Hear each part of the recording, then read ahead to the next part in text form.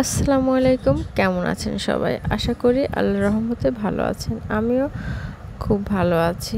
তো আপনাদের জন্য আর নতুন একটি ভিডিও নিয়ে চলে আসলাম। আজকে রান্না করেছিলাম হালিম। তাই ভাবলাম আপনাদের সঙ্গে আমার রেসিপিটা শেয়ার করি। তো হালিম অনেক দিন ধরেই রান্না করব ভাবছিলাম। ফাইনালি রান্না শুরু করে ফেললাম। প্রথমে এখানে রেডিমেড হালিমের যে প্যাকেট আছে সেটা থেকে আমি চাল ডাল আর গমের মিশ্রণগুলো বের করে গরম পানি দিয়ে ভিজিয়ে নিচ্ছি। এখানে প্রথমে অল্প অল্প পানি দিয়ে ভিজিয়ে নিতে হবে। তো 1 ঘন্টার জন্য রেখে দিলাম। তারপর আমি রান্নার মূল প্রসেসে চলে আসলাম। এখানে পেঁয়াজ বেরেস্তা করে নিলাম। পেঁয়াজ বেরেস্তাটা আমার গার্নিশিংয়ের কাজে লাগবে। তারপর আমি আরও একটু পেঁয়াজ দিয়ে রান্নাটা শুরু করে নিচ্ছি। তো এখানে পেঁয়াজটা একটু যখন বাদামি হয়ে আসবে তখন মাংস দিয়ে ভালো করে কষিয়ে নিতে হবে। আজ আমি খাসির মাংস ব্যবহার করছি হালিম রান্নাটাতে। আপনারা যে কোনো মাংস দিয়ে হালিমটা রান্না করতে পারবেন। এরপর প্যাকেট মশলা দিয়ে ভালো করে নাড়াচাড়া করে আদা রসুন বাটা, হলুদ গুঁড়া, মরিচের গুঁড়া এবং ভাজা জিরের গুঁড়া আমি দিয়ে একটু পানি দিয়ে কষিয়ে নিলাম যেন মশলাটা পুড়ে না যায়। সেজন্য আমি এখানে পানি ব্যবহার করলাম।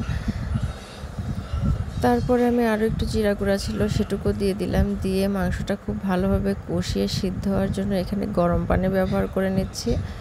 তো মাংসটা আধা সিদ্ধ হওয়ার পরে সেই যে ভিজিয়ে রাখা চাল ডাল আর গমের মিশ্রণটা সেটা আমি এখানে দিয়ে দিব।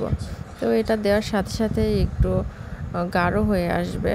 তারপরেই আমি পরিমাণ মতো গরম পানি অ্যাড করে দিলাম। পরিমাণ মতো গরম পানি অ্যাড করে দিয়ে চুলাটা খুবই মিডিয়াম লোয়ের মাঝামাঝি রেখে 1 ঘন্টার মতো রান্না করতে হবে। তাহলে ডালটাও ফুটে আসবে আর মাংসটাও যে সিদ্ধ হওয়া বাকি ছিল সেটা সিদ্ধ হয়ে আসবে। তো আমি নামানোর আগ মুহূর্তে এখানে পেঁয়াজ বেরেস্তা আর রেডি হালিম মিক্সের যে মশলা আছে সেটা দিয়ে চাপা দিয়ে রেখে দেব যতক্ষণ না আমার রান্নাটা পুরোপুরি রেডি হচ্ছে। তো অনেকেই এই মুহূর্তে দেখলে মনে করতে পারেন যে রান্নাটা হয়ে গেছে। আসলে না, হয়নি, অনেক দেরি আছে।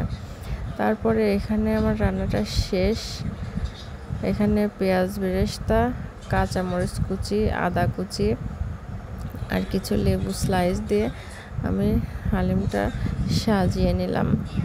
তারপর আমি এখানে পরিবারের সবারকে খেতে দেওয়ার জন্য বাটিতে বেড়ে নিচ্ছি।